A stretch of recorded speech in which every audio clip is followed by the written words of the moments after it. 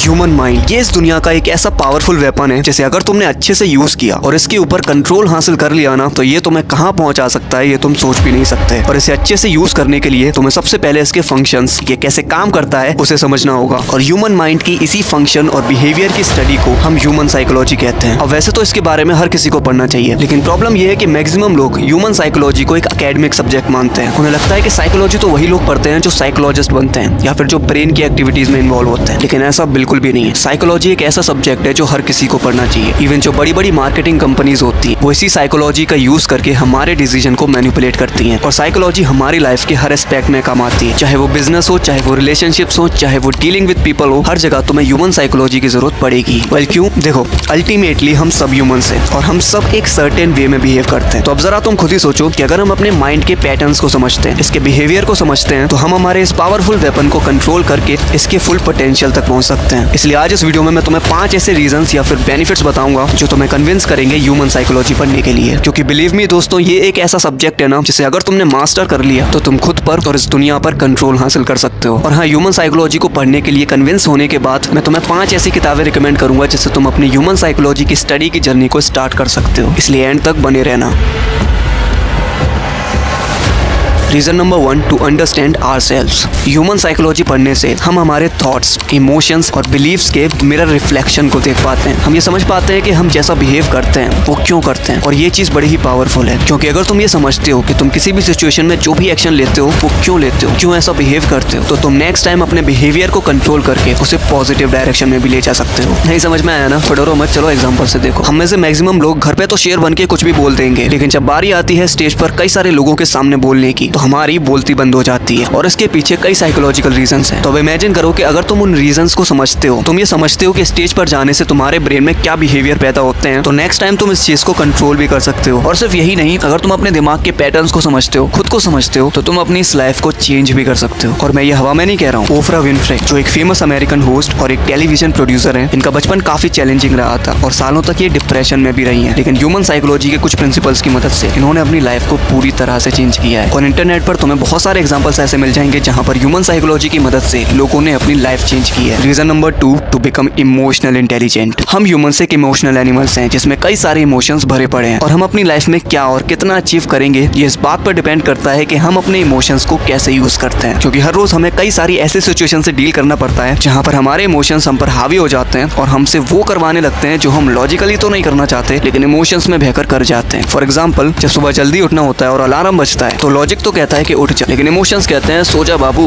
क्या करेगा उठ के, क्या करेगा इतनी मेहनत करके। जब गली के बाहर मोमोज वाले के बगल से निकलते ही खुशबू आती है तो उसे सुनकर लॉजिक तो कहता है कि भाई मत खा यार, हेल्थ पर ध्यान देना है, लेकिन इमोशंस कहते हैं कि खा ले बाबू, एक दिन से कुछ नहीं होने वाला। लॉजिक कहता है कि बेटा काम कर ले, लेकिन इमोशंस कहते हैं कि रील्स देख ले। और ऐसे ही हमारे सामने हर रोज कई सारी ऐसी सिचुएशंस आती हैं जहां पर हमारे ये इमोशंस जो है ना, हमसे वो करवा लेते हैं जो हमारी बॉडी, माइंड और लाइफ की बैंड बजा रही होती है। इसलिए अगर तुम अपनी लाइफ में स्टिलनेस चाहते हो, साइलेंस चाहते हो और लाइफ में कुछ बड़ा करना चाहते हो, तो तुम्हें अपने इमोशंस, इस चंचल मन को कंट्रोल करना ही होगा। और ये तुम तभी कर सकते हो जब तुम इसके फंक्शंस को समझते हो, यानी ह्यूमन साइकोलॉजी को समझते हो। ह्यूमन साइकोलॉजी की मदद से तुम अपने इमोशंस के ट्रिगर पॉइंट, ये कैसे आते हैं और कैसे तुम्हारे ऊपर हावी हो जाते हैं, इन चीजों को समझकर अपने इमोशंस को कंट्रोल कर सकते हो। Reason number 3, to understand the dark side of people. तुम्हें ये बात तो माननी होगी कि इस दुनिया में जितने अच्छे लोग हैं ना, उससे कई ज्यादा बुरे लोग हैं। और हम अपनी लाइफ में आगे जाकर कुछ भी करेंगे, हमें लोगों से डील तो करना ही होगा। और जरूरी नहीं है कि तुम्हें लाइफ में अच्छे लोग ही मिलने वाले हैं। तुम अपनी थ्रू आउट लाइफ कई सारे ऐसे टॉक्सिक लोगों से मिलोगे जो तुम्हारे लिए सरदर्द बनेंगे। क्योंकि देखो, हम इंसान हैं और हर इंसान के अंदर 2 साइड्स होती हैं। एक वो साइड होती है जो वो इस दुनिया को दिखाता है और जिसके बेसिस पर ही तुम उसे जज करते हो, और एक होती है डार्क साइड जो वो दुनिया के सामने कभी भी नहीं दिखाते। और प्रॉब्लम ये है कि इसी डार्क साइड में वो तुम्हारे लिए सारे नेगेटिव इमोशंस, इनसिक्योरिटीज छुपाते हैं, जिसे अगर तुमने नहीं समझा तो तुम्हारे लिए बुरा भी हो सकता है, और अगर तुमने इसे समझ लिया तो तुम सामने वाले से अच्छे से डील कर सकते हो, इवन उसे कंट्रोल भी कर सकते हो। और ह्यूमन साइकोलॉजी की मदद से तुम सामने वाले की डार्क साइड को पहचान सकते हो। और सिर्फ इतना ही नहीं, ह्यूमन साइकोलॉजी की मदद से तुम लाइफ की क्रूशियल स्किल्स जैसे कम्युनिकेशन स्किल और लीडरशिप स्किल्स, इन स्किल्स को मास्टर कर सकते हो। Reason number 4, to understand and tackle the dark side of this world. अगर मैं तुमसे पूछूं कि तुम लाइफ में सक्सेसफुल क्यों नहीं हो पा रहे हो, तो तुम इस सवाल पर क्या बोलोगे? पैसा नहीं है, किस्मत खराब है, या फिर कंसिस्टेंसी मेंटेन नहीं कर पा रहा? तुम्हारा आंसर कुछ भी हो, लेकिन सच्चाई ये है कि तुम इस दुनिया की डार्क साइड को समझ ही नहीं रहे हो। अभी कुछ समय पहले मैंने एक शॉर्ट अपलोड की थी जिसमें मैंने तुम्हें बताया था कि इस दुनिया के जो टॉप 1% लोग हैं ना, वो कभी कभी भी नहीं चाहते कि तुम चीप एंटरटेनमेंट से बाहर निकलो। Cheap entertainment like Bigg Boss कौन जीता, एल्विश भाई के आगे कोई बोल सकता है क्या,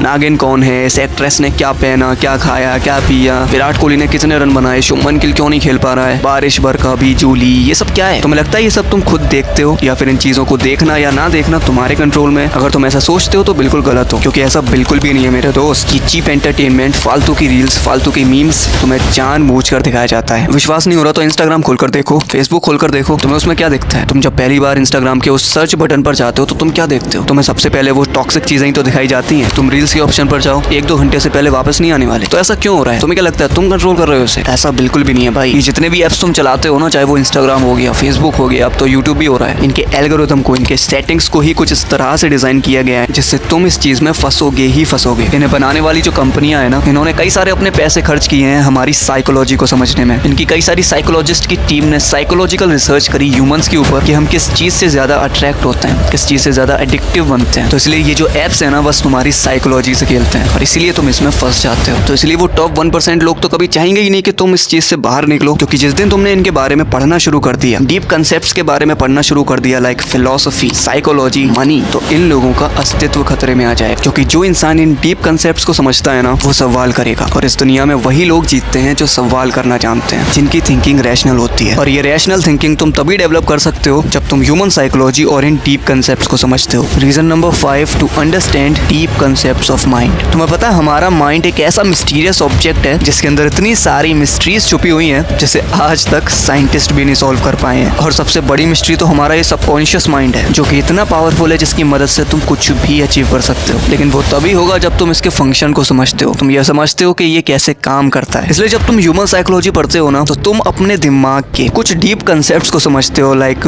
पावर ऑफ विजुअलाइजेशन, जिसकी मदद से ही तुम सबकॉन्शियस माइंड की पावर का यूज कर सकते हो। What is sixth sense, the power of dreams, and the most powerful, the mystery of sex transmutation. अब तुम बोलोगे कि यार यहाँ पर सेक्स कहाँ से आ गया, ये तो पूरा फिजिकली होता है ना, लेकिन ऐसा बिल्कुल भी नहीं है। तुम्हें पता है सेक्स जितना फिजिकल है ना, उससे कई ज्यादा मेंटल। ये एक ऐसी एनर्जी है जिसे अगर तुमने फिजिकल से मेंटल की तरफ ट्रांसफर करना सीख लिया ना, तो ये तुमसे बहुत कुछ करवा सकती है। इस दुनिया के जितने भी ग्रेट अचीवर्स हैं या ग्रेट लीडर हुए हैं, उन सभी ने इस आर्ट को सीखा है, चाहे फिर वो विवेकानंद हो या फिर अब्राहम लिंकन, मोहम्मद अली हो या फिर स्टीव जॉब्स, महात्मा गांधी हो या निकोला टेस्ला। इन सब ने अपनी ग्रेटनेस को अचीव करने का राज ना सेक्स ट्रांसम्यूटेशन को ही बताया है। वेल, ये टॉपिक थोड़ा सा बड़ा है, इसलिए बाद में कभी डिटेल में बात करेंगे इसके बारे में। तो यही थे वो 5 रीजंस जो तुम्हें कन्विंस करेंगे ह्यूमन साइकोलॉजी पढ़ने के लिए, और मुझे यकीन है तुम हो भी गए होगे। तो वेल, मैं तुम्हें 5 ऐसी किताबें बताने वाला हूँ जिससे तुम अपनी ह्यूमन साइकोलॉजी की स्टडी की जर्नी को स्टार्ट कर सकते हो। Number 1, the laws of human nature by Robert Greene. Number 2, thinking fast and slow by Daniel कोलेमन।